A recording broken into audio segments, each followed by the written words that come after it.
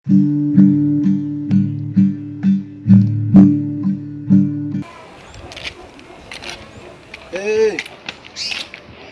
kwa muganga mani meze nabi ndaza kuba muvugisha nyuma. Ubu rwose ndahageze turaza gusubira. So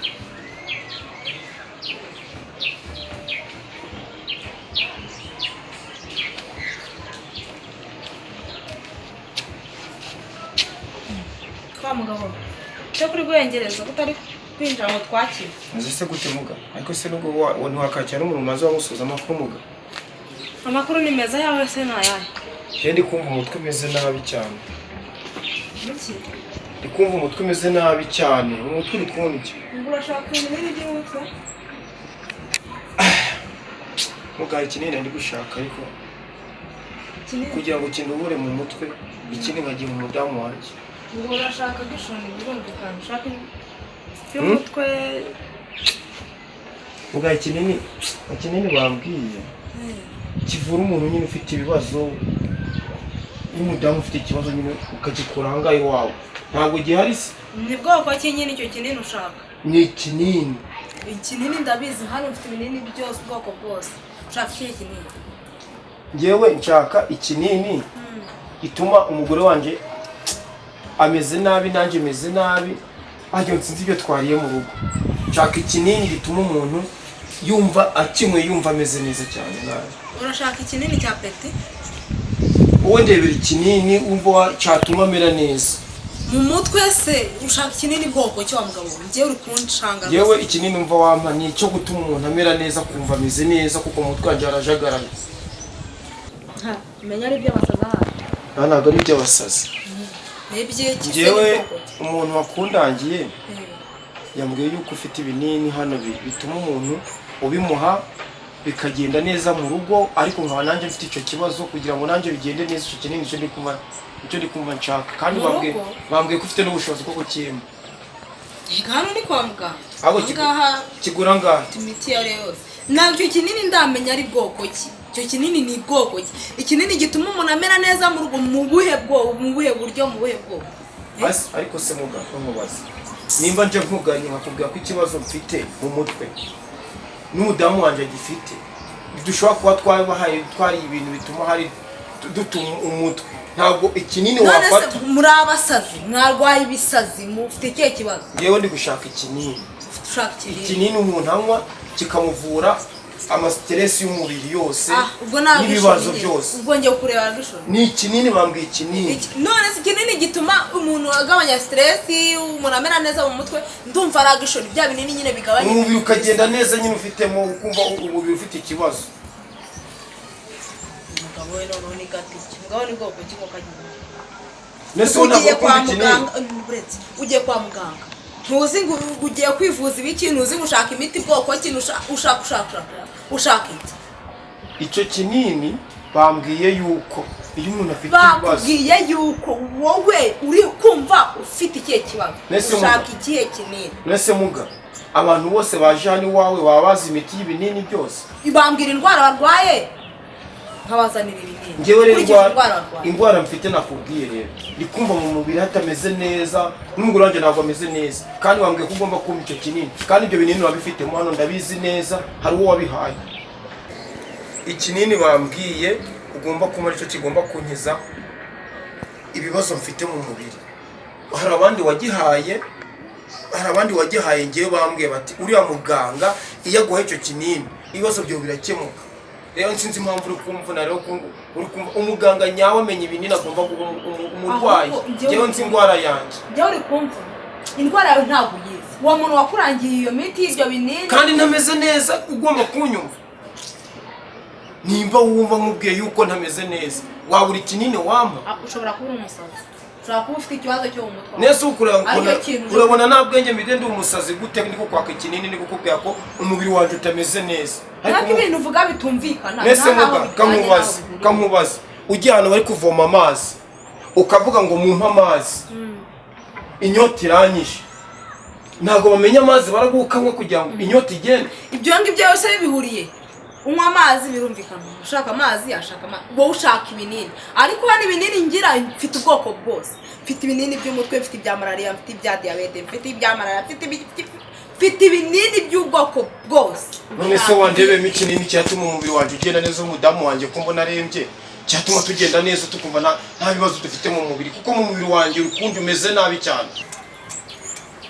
Mbare muganga rero umfashe neza, ndabizi ko ari wowe ufite ibyo binini, ariko se muganga gufata ikinini ukama umubiri wanje kumereye nabi ntago wabimenya wowe kuko nk'umuganga nkaho ko. Ahubwo wa mugabo ugenda kumva wanzu waje wandesheje umutwe pe. Hanga mafite akazi kenshi, mafite ikintu nyinshi, mfite abarwayi mfite bo kwitaho. Hano ni muri customer care. Nawe nari ngufashije nje kugufasha nk'umuntu urwaye ufite ikibazo.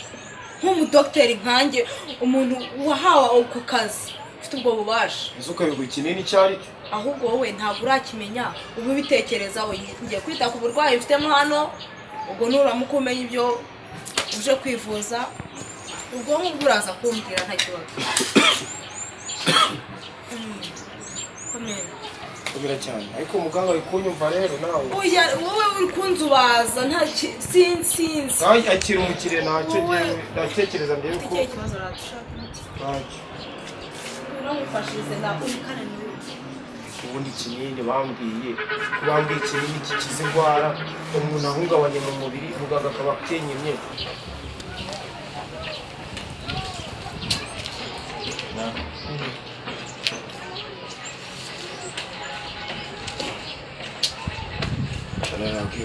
Ubuse ntibakimuhaye uriya ugiye, ose ngiye ko yanze kumpa ikinini nyemwere ubuzima bwanjye bwose, ntabwo uramuhaye ibinini.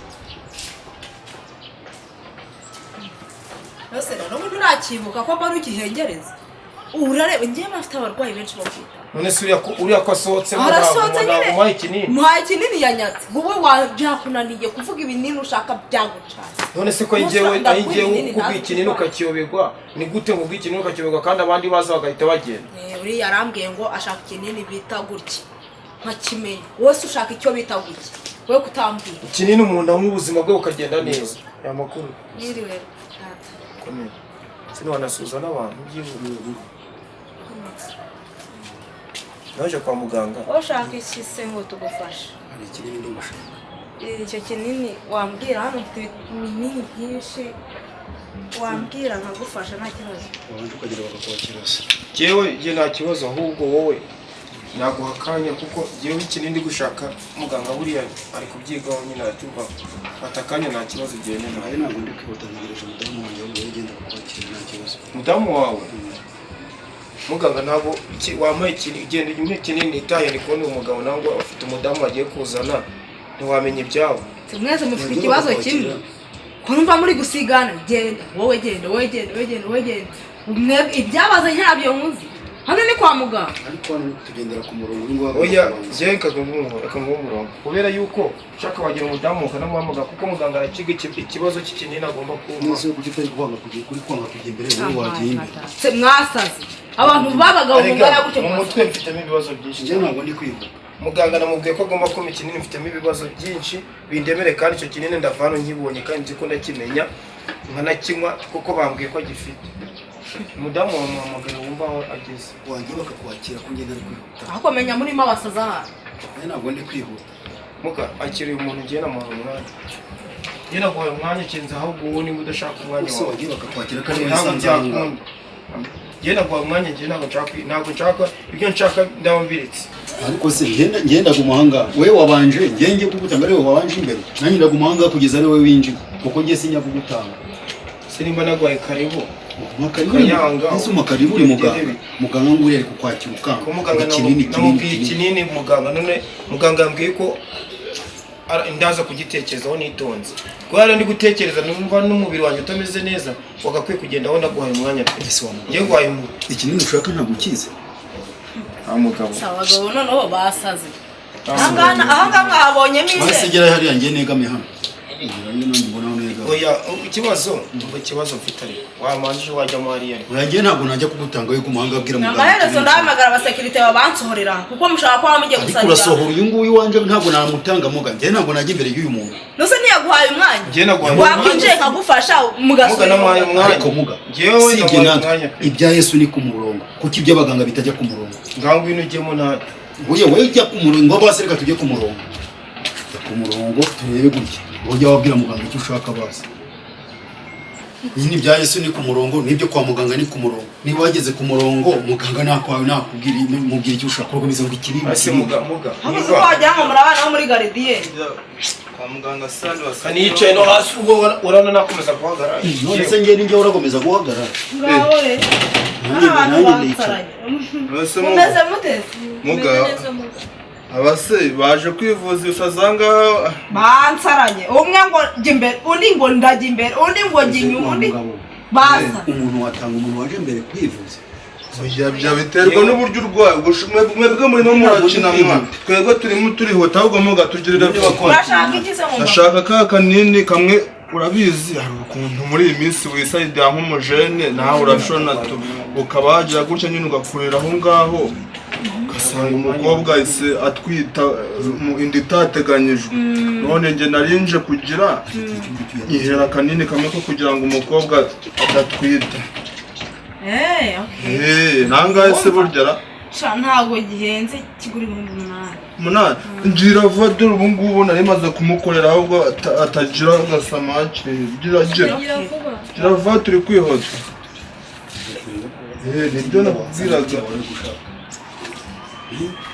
ntwirwe unapfunyika rwose ni kimwe nje nshaka nk'uko gira vuba ni nk'icyo arya amadasi nicyo nashaka twigenze